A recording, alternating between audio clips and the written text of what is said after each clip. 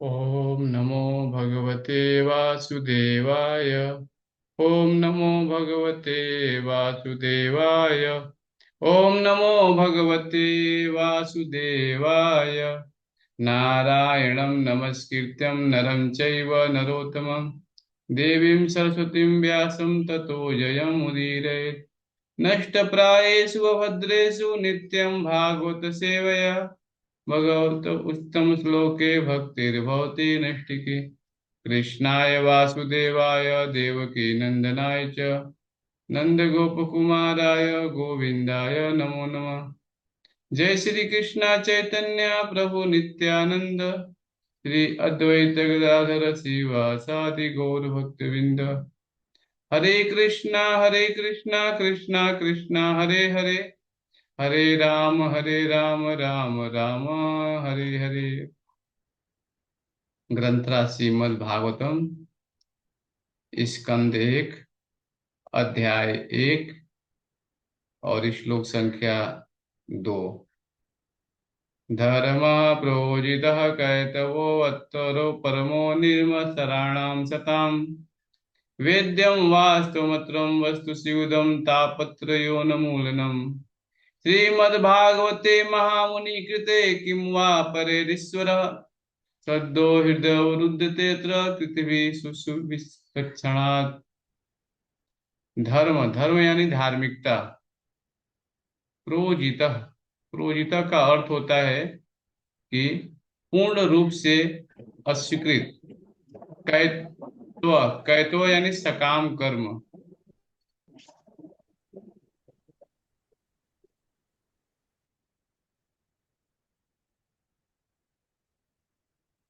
अन्न, अन्न यानी यहाँ परम यानी सर्वोच्च।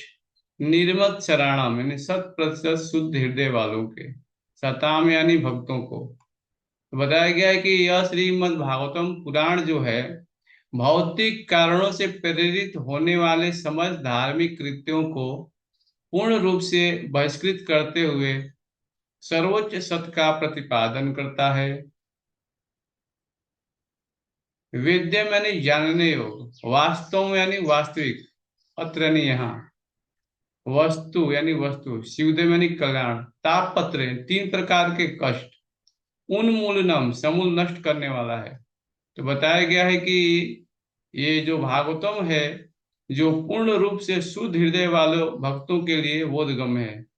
यह सर्वोच्च सत्य वास्तविकता है जो माया से पृथक होते हुए सबके कल्याण के लिए है। ऐसा सत्य तीनों प्रकार के संतापों को समूल नष्ट करने वाला है।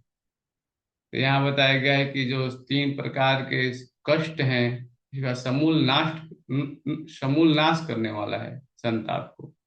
महामुनि शिल व्यासदेव द्वारा अपनी परिपक्व अवस्था में संकलित यह सुंदर श्रीमद् भागवतम पुराण ईश्वर सत्कार के लिए अपने आप में पर्याप्त है।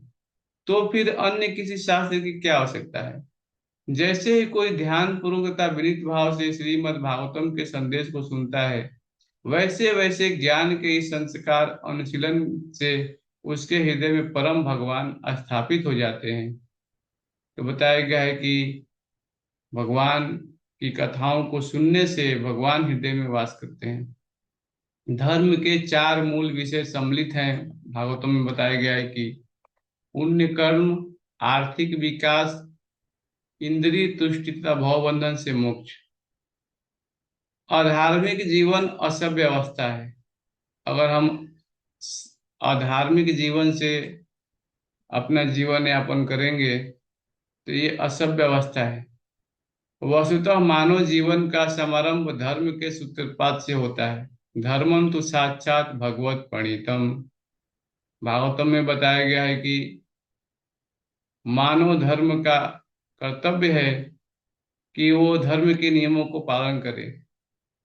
तो मानव जीवन का समारंभ धर्म के सूत्रपात से ही होता है, जिसमें बताया गया है आहार, निद्रा, भय तथा मैथुन। ये पशु जीवन के चार नियम लक्षण हैं। ये चारों पशुओं तथा मनुष्यों में समान रूप से पाए जाते हैं। तो बताया गया है आहार, हम भी भोजन लेते हैं और मान लीजिए कुत्ता है वो भी भोजन लेता है। हम भी बड़े बड़े गगनचुंबी इमारतों में सोते हैं, निद्रा करते हैं, और कुत्ता है कहीं रोड पे वो भी सो जाता है। और हमने भी अपनी बचाव के लिए डिफेंस रखा है, भय से कोई आतंकवादी ना आ जाए। और एक कुत्ता है दूसरे सोसाइटी में जाता है तो वो भी भौंक भौंकता है कि हमारे में मत आओ। हाँ, भय रहित तो भय भय होता है उसको भी। और मैथुन, हम भी क्या करते हैं कि बड़े बड़े इमारत है और उसमें रह करके हम बच्चे पैदा करते हैं। लेकिन कुत्ता है कहीं रोड पे भी बच्चे पैदा कर देता है ना। उसको लाज शर्म नहीं होती है क्योंकि वो पशु है। तो ये चार चीजें जो हैं बताया गया है, चार चीजें जो हैं सबके, पशुओं में भी है और मनुष्य में भी, दोनों में भी बताया गया है ये। लेकिन चारों पशुओं तथा मनुष्य में समान रूप से पाए जाते हैं, क्या? आहार, निद्रा, भय और मैथुन। किंतु मनुष्यों में एक अतिरिक्त कार्य धर्म होता है। तो यही भागवतम में बताया गया है कि एक चीज हमें अलग कर रहा है पशु से और मनुष्य से। क्या अलग कर रहा है वो है धर्म। क्योंकि मनुष्यों में अतिरिक्त धर्म का कार्य होता है। धर्म के बिना मनुष्य जीवन, पशु जीवन ज्यादा अच्छा नहीं है। अगर हम धर्म के नियमों को पालन नहीं करेंगे तो पशु के जैसा है। दुपात पशु बोला गया है भागवत में, हम दो पैर वाले पशु हैं। क्योंकि हम क्या कर रहे हैं? केवल आहार, निद्रा, भय और मैथुन। लेकिन धर्म के बारे में नहीं जानेंगे तो हम दो पैर वाले पशु हैं। ज्यादा कोई इसमें सोचने की बात नहीं है। हाँ, इसीलिए भागवत में बताया गया है कि धर्म के बिना मनुष्य जीवन पशु जीवन से ज्यादा अच्छा नहीं है। अतः प्रत्येक मानव समाज में धर्म का कोई न कोई रूप पाया जाता है, जिसका उद्देश्य आत्म साक्षात्कार है और जो ईश्वर के साथ मनुष्य के शाश्वत संबंध को बताने वाला है। अगर धर्म के नियमों का पालन करेंगे तभी हम जान पाएंगे, हाँ, कि आत्मा क्या है, मैं कौन हूँ, मैं कहाँ से आया हूँ, कहाँ जाना है। ये सारे प्रश्नों को उत्तर मिलेगा आपको अगर भगवान के नाम का जप करेंगे, भागवतम पढ़ेंगे, भगवत गीता पढ़ेंगे तो मानव समाज जो है, मानव सभ्यता की निम्नतर अवस्थाओं में भौतिक प्रकृति पर प्रभुत्व जमाने हेतु सदैव होड़ लगी रहती है। इस संसार में प्रत्येक व्यक्ति चाहता है कंट्रोल करना, प्रकृति के ऊपर प्रभुत्व चलाना चाहता है कि मेरे अंडर में चले सारा, सब व्यक्ति को मैं कंट्रोल करूं। दूसरे शब्दों में कहें तो इंद्रियों की तुष्ट करने हेतु निरंतर स्पर्धा चलती रहती है। ऐसी प्रवृत्ति के वशीभूत होकर मनुष्य धर्म की ओर मुड़ता है। स्वाभाविक है कि हमारी इंद्रियों की बहुत सारा मांग है। मांग क्या क्या है? आंखों का कार्य है सुंदर रूप को देखना, कान का है कि सदैव कुछ न कुछ सॉन्ग सुनना चाहता है, और इंद्रियां तुष्ट करने के लिए हम अनेक प्रकार के रस, गंध, सब कुछ लेना चाहते हैं। इसमें स्पर्धा चलती रहती है। ऐसी प्रवृत्ति के वशीभूत होकर मनुष्य धर्म की ओर मुड़ता है। इस प्रकार कुछ भौतिक लाभ प्राप्त करने हेतु पुण्य कर्म या धार्मिक कार्य करता है। किंतु यदि ऐसे भौतिक लाभ अन्य साधनों से प्राप्त हो सकते हैं तो तथाकथित धर्म की उपेक्षा की जाती है। आधुनिक सभ्यता का यही हाल है। मनुष्य आर्थिक दृष्टि से संपन्न होता जा रहा है और वर्तमान समय में वह धर्म से अधिक रुचि नहीं लेता। तो स्वाभाविक है कि सब लोग पैसे चाहिए और भोग चाहिए लोगों को, है ना। लेकिन धर्म के जब नियम बताए जाते हैं तो उसकी उपेक्षा कर देते हैं। तो आधुनिक सभ्यता का यही हाल है। मनुष्य आर्थिक दृष्टि से संपन्न होता जाता है, खूब देखे लोग के पास पैसा बहुत है, लेकिन जाके पूछिए क्या आपका जीवन सुख में है? तो नहीं। क्यों नहीं है? क्योंकि धर्म के बारे में कुछ उनके रुचि नहीं है।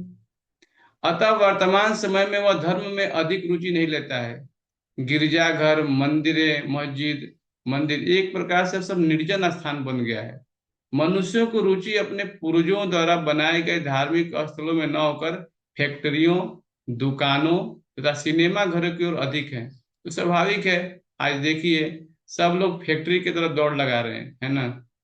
जैसे ही सुबह हुआ, नाश्ता किए, फैक्ट्री की तरफ, अपने अपने दुकानों की तरफ, नहीं तो सिनेमा घर की तरफ जा करके। लेकिन मंदिर में आने के लिए समय नहीं है। इससे यह सिद्ध होता है कि धर्म की आचरण किसी न किसी आर्थिक लाभ के लिए ही किया जाता है। तो स्वाभाविक है, मंदिर जाएंगे और भगवान से प्रार्थना करेंगे क्या चाहिए? कि मुझे सुख शांति चाहिए, मुझे पैसा चाहिए, यही सब मांग करते हैं। हाँ, आर्थिक लाभ चाहिए। तो आर्थिक लाभ की आवश्यकता इंद्रिय तृप्ति के लिए पड़ती है। प्रायः इंद्रिय तृप्ति के पीछे भागकर परेशान होने के पश्चात ही मनुष्य मोक्ष की ओर मुड़ता है और परमेश्वर से तदाकार होने का प्रयत्न करता है। कहने का भाव यह है कि सारी दशाएं विभिन्न प्रकार की इंद्रिय तृप्ति ही हैं। स्वाभाविक है कि इंद्रियों को हम तुष्ट करना चाहते हैं, लेकिन भगवान का नाम ही ऋषिकेश है। हमें चाहिए कि उनकी इंद्रिय को तुष्ट करें, तभी हमारी इंद्रिय संतुष्ट होंगी, है ना। तो वेदों में उपयुक्त 4 कर्मों की संस्तुति नियामक रूप से की गई है, क्या, जिसमें इंद्रिय तृप्ति के लिए अनावश्यक स्पर्धा उत्पन्न न हो। किंतु श्रीमद् भागवतम इंद्रिय तृप्ति संबंधी इन सब कर्मों से परे है। तो भागवतम में बताया गया है कि ये जो इंद्रिय तृप्ति है, इसमें से परे है श्रीमद् भागवतम। यह नितांत दिव्य साहित्य है, जो उन्हीं शुद्ध भागवत भक्तों द्वारा समझा जा सकता है जो स्पर्धात्मक इंद्रिय तृप्ति से परे रहते हैं। इस भौतिक जगत में पशु तथा पशु, मनुष्य तथा मनुष्य, समाज तथा समाज और राष्ट्र तथा राष्ट्र के मध्य तीक्ष्ण स्पर्धा चल रही है। तो देखिए, ये ही आज हो रहा है संसार में। क्या क्या हो रहा है? एक मनुष्य दूसरे मनुष्य से लड़ रहा है, जैसे एक देश दूसरे देश में लड़ाई हो रही है। तो क्यों हो रहा है? क्योंकि वहां पे चाहते हैं कि शासन मैं करूं। एक देश दूसरे देश पे शासन करना चाहता है। और पशु है, एक जितने बड़े बड़े जानवर होते हैं सब छोटे जानवर को मार के खाना चाहते हैं। देखिए, कोई भी जीव होता है, जो बड़ा जीव होता है छोटे जीव को खा जाता है वो, है ना। और समाज में भी देखते हैं कि हमारी मान प्रतिष्ठा होनी चाहिए, राष्ट्र में भी देख रहे हैं, तो ये तीक्ष्ण स्पर्धा चल ही रही है ना। लेकिन श्री भगवान के भक्त ऐसी स्पर्धा से बहुत परे रहते हैं। वे भौतिकतावादी व्यक्ति से स्पर्धा नहीं करते, क्योंकि वे भगवत धाम वापस जाने के मार्ग पर होते हैं, जहाँ जीवन शाश्वत तथा आनंदमय होता है। ऐसे अध्यात्मवादी द्वेष रहित और शुद्ध हृदय वाले होते हैं।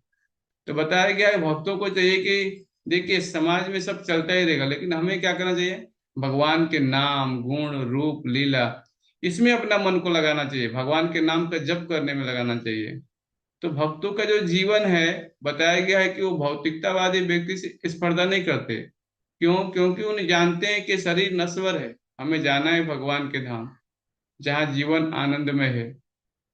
तो वे द्वेष नहीं करते। हाँ, भौतिक जगत में प्रत्येक व्यक्ति दूसरे से ईर्ष्या करता है, अतएव स्पर्धा चलती रहती है। स्वाभाविक है कि हम एक दूसरे से ईर्ष्या कर रहे हैं संसार में, कि मेरा पड़ोसी मेरा से कैसे आगे बढ़ गया, ईर्ष्या है, घर में ईर्ष्या है। तो ऐसी ये स्पर्धा चलती रहती है। लेकिन श्री भगवान के दिव्य भक्त न केवल भौतिक ईर्ष्या द्वेष से रहित होते हैं, अपितु सबका कल्याण चाहते हैं, और वे ईश्वर को केंद्र मानकर एक स्पर्धा रहित समाज स्थापित करने का प्रयास करते रहते हैं। तो कृष्ण भावना भावी जो भक्त होता है, वही इन चीजों को जान सकता है। क्योंकि जब तक आप भक्ति में नहीं लगेंगे, भगवान के नाम का जप नहीं करेंगे, तब तक आप इन चीजों को समझ भी नहीं पाएंगे। क्योंकि भक्त क्या चाहता है? कि समाज में सब लोग सुखी पूर्वक जीवन जिए। वो ईर्ष्या नहीं करता किसी से, वो जानता है कि सब कृष्ण के अंश हैं। हाँ, तो स्पर्धा रहित समाज की वर्तमान समाजवादी विचारधारा कृत्रिम है, क्योंकि उसमें तानाशाह के पद के लिए स्पर्धा चलती है।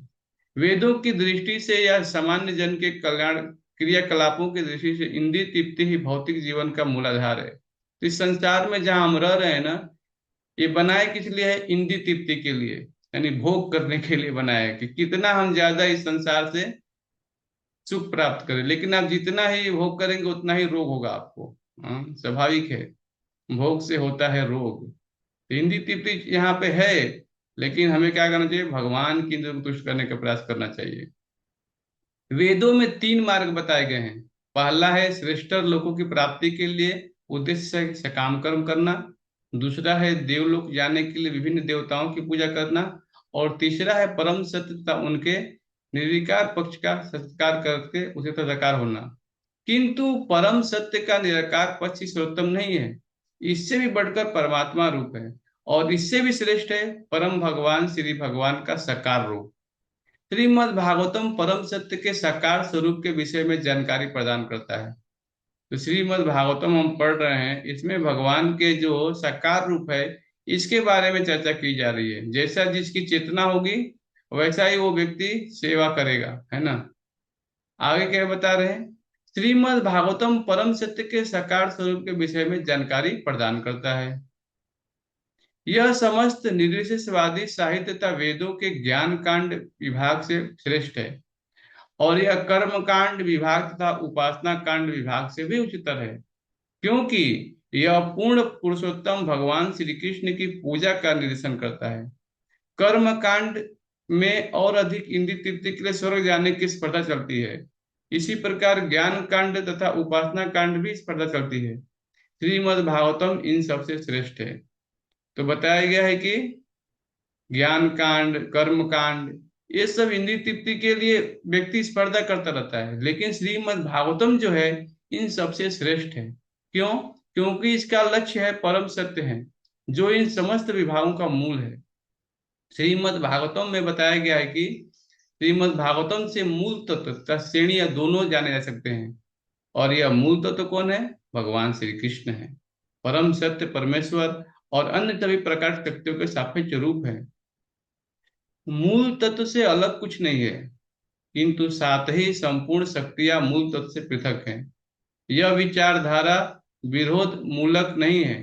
श्रीमद् भागवतम वेदांत सूत्र के इस एक साथ तथा एक भिन्न होने के मतभेद दर्शन को स्पष्ट रूप से घोषित करता है, जो जन्मागस सूत्र से प्रारंभ होता है। तो मैंने पहला श्लोक आप लोगों को बताया था, जो मैंने पढ़ा था क्लास में, जन्मागस से वहां से शुरू होता है, क्योंकि भगवान श्री कृष्ण है, वहां बताते हैं, भागवतम में आता है, जिनसे सृष्टि, हाँ, जिनसे सृष्टि होती है और उसका पालन होता है, और फिर उसका क्या होता है बताया गया है। हे वसुदेव, हे भगवान श्री कृष्ण, हे सर्वव्यापी, मैं आपको सादर नमस्कार करता हूँ।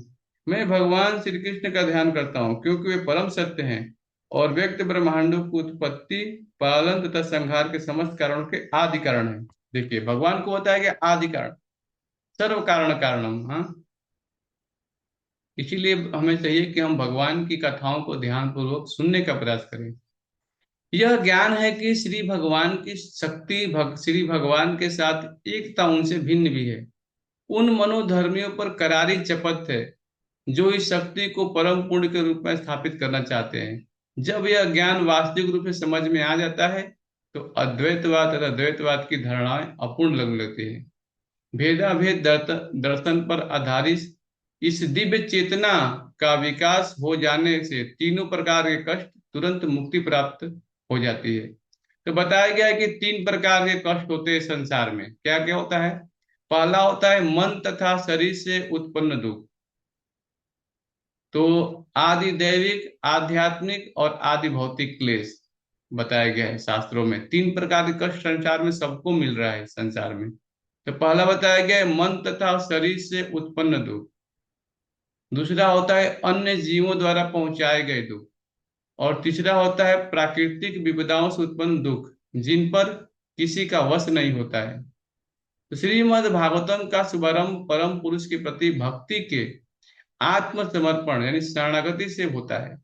जितना हम ज्यादा भगवान के शरणागत होंगे, उतना ही इन तीन प्रकार के कष्ट से बच पाएंगे, क्योंकि न चाहते हुए भी कष्ट मिलेगा। मन तथा शरीर से उत्पन्न दुख, कोई आपको कुछ बोल देगा, कोई कष्ट होगा, फिर बोलेंगे हमको दुख दिया गया।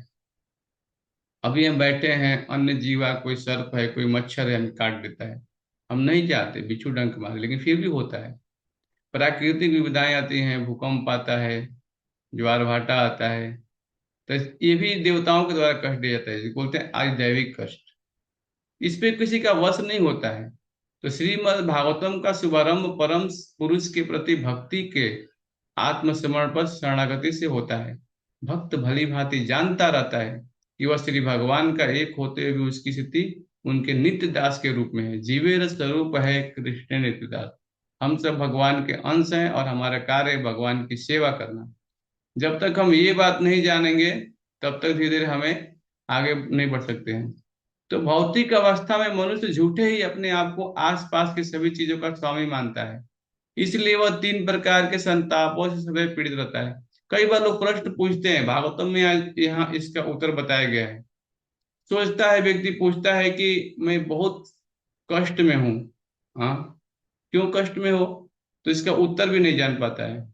क्यों? यहाँ से श्रीमद् भागवत में बताया गया है कि हम अपने जहाँ रह रहे हैं सभी चीजों को हम चाहते हैं कि मैं स्वामी हूँ, मैं मालिक हूँ इसका, इस घर का मालिक हूँ, स्कूटी का, गाड़ी का, सब चीज का मालिक मैं हूँ। इसी यही कष्ट है, क्योंकि आप शरीर हो ही नहीं ना, यही तो बात जानना है। इसीलिए हम सदैव संसार में तीन प्रकार के सदैव पीड़ित रहते हैं।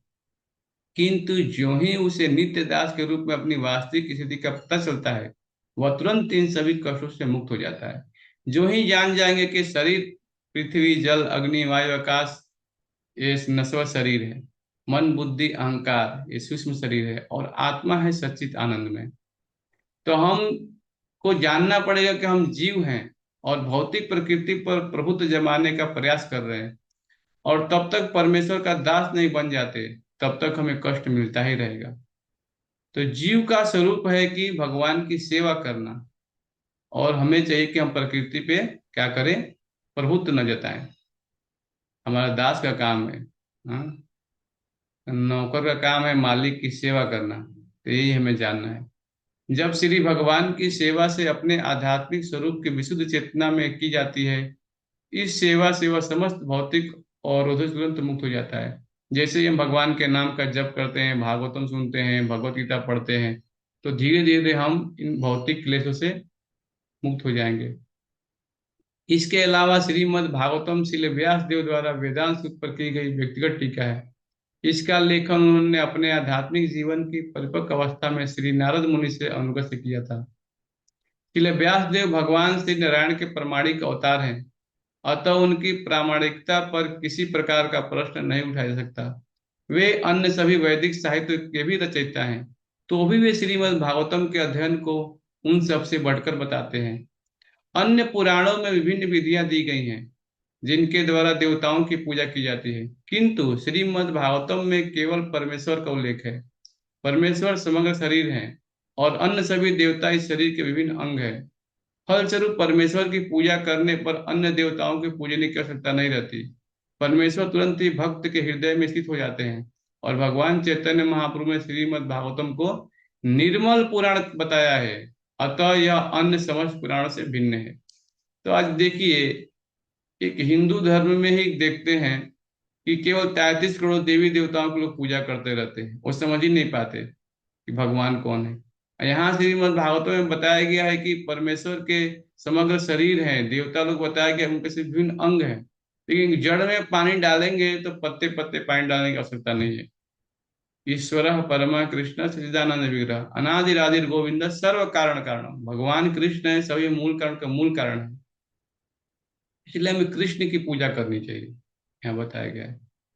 और चैतन्य महाप्रभु ने नहीं बताया है कि श्रीमद् भागवतम को निर्मल पुराण बताया है।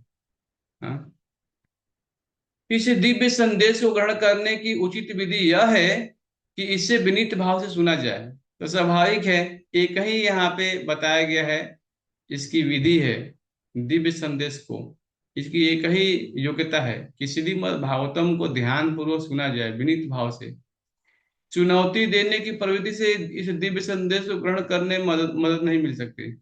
हाँ, कई बार लोग चुनौती देने के लिए भी सुनते हैं, भागवतम क्लास सुनते हैं कि मैं सुन करके दूसरे को इससे क्या करूंगा, डिबेट करूंगा। लेकिन इस भाव से नहीं सुनना है। हमें किस भाव से भागवतम सुनना है? कि भगवान हमारे हृदय में है, हमें उनकी सेवा चाहिए। हाँ, यहाँ पर उचित मार्गदर्शन के लिए जो एक शब्द प्रयुक्त है वह है शुश्रू। शुश्रू सुहू।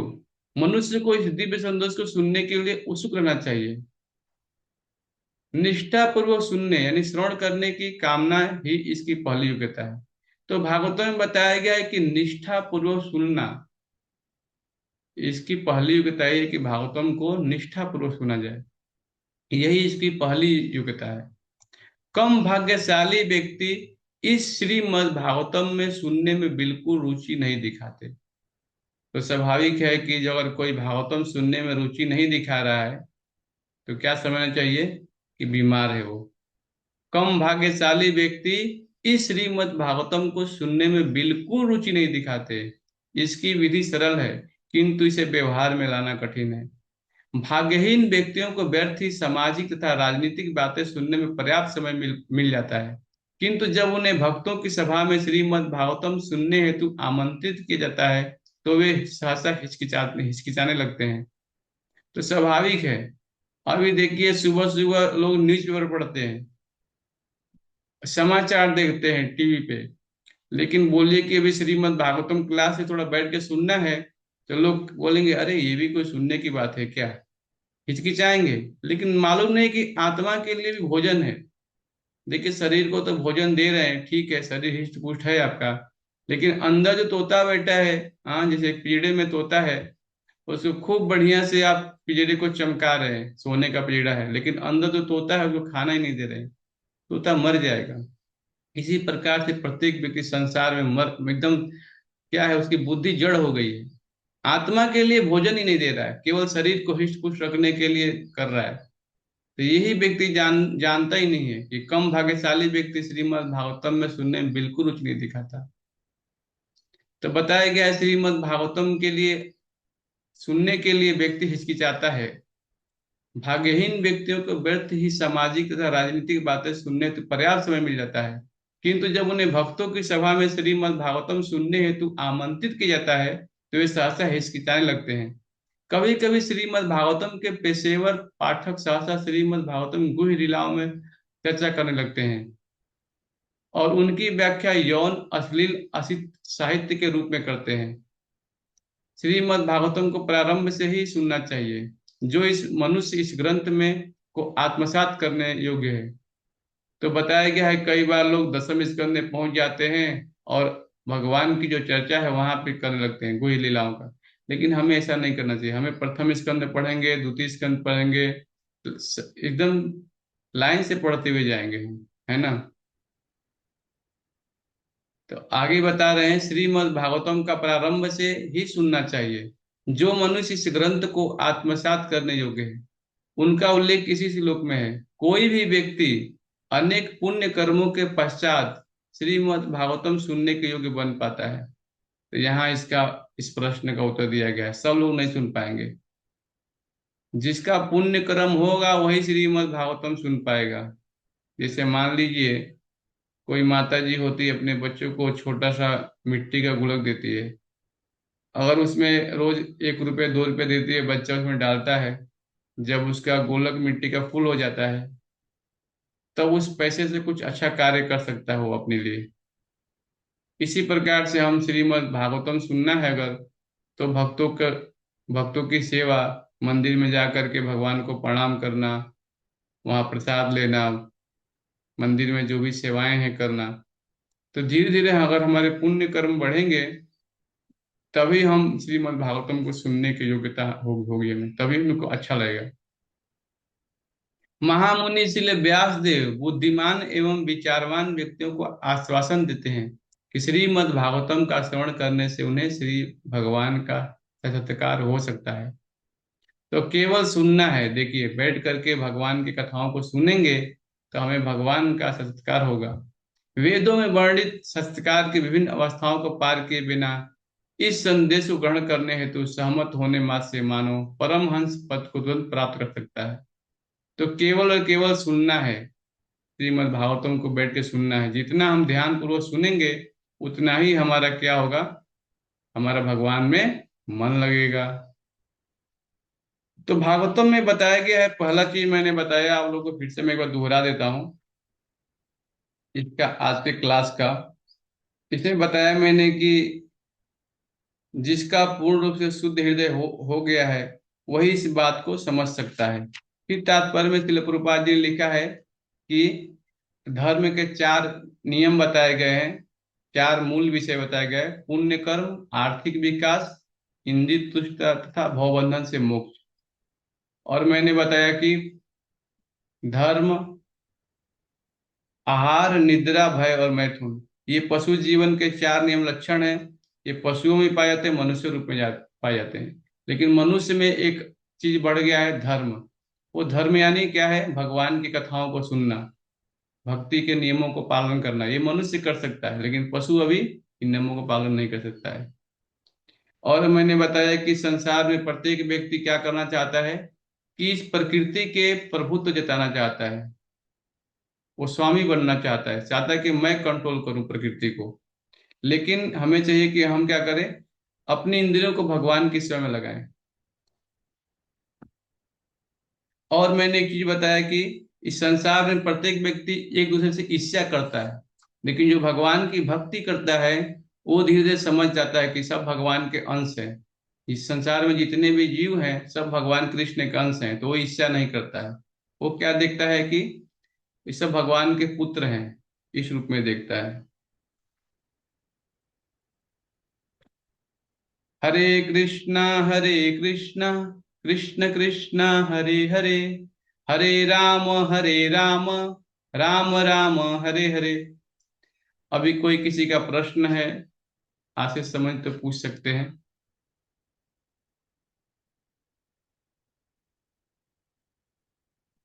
तो बताया गया है भागवतम में कि मनुष्य को इस दिव्य संदेश को सुनने हेतु उत्सुक रहना चाहिए। निष्ठा पूर्वक सुनने श्रवण करने की कामना ही इसकी पहली योग्यता है। भागवतम में बताया गया है कि ध्यान पूर्वक सुनना है, निष्ठा पूर्वक, यही इसकी योग्यता है। अच्छा है कि आप लोग ध्यान पूर्वक सुने होंगे और अपने जीवन में पालन भी करेंगे, भगवान के नाम का जप भी करेंगे। हरे कृष्णा। जय श्री श्री राधा श्याम सुंदर भगवान की जय। जगन्नाथ बलदेव सुभद्रा महारानी की जय। श्री श्री गौर निताय गए श्रील प्रभुपाद की जय। निताय गौर प्रेमानंदे। हरि हरि बोल। हरे कृष्ण। हरे कृष्ण।